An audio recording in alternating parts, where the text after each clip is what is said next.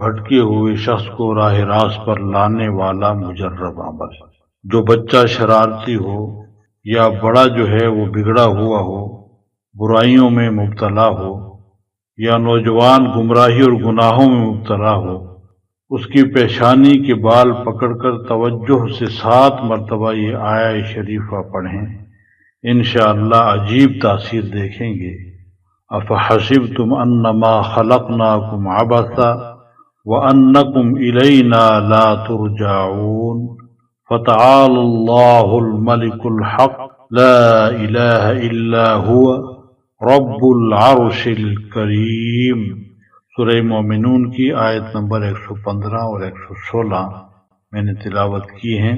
ان آیات کا ورد کرنے سے اللہ رب العزت بہت ساری آزمائشوں سے بھی محفوظ فرماتا ہے، جنات کے شر سے بھی محفوظ فرماتا ہے، نظر بد کے شر سے بھی محفوظ فرماتا ہوا ہے، اور بھٹکے ہوئے لوگوں کی ہدایت کا باعث بھی بن جاتی ہے اس آیت کی تلاوت اور اس آیت سے دم کرنا۔ اللہ تعالیٰ سب کو راہ ہدایت پہ چلنے کی توفیق عطا فرمائے، آمین۔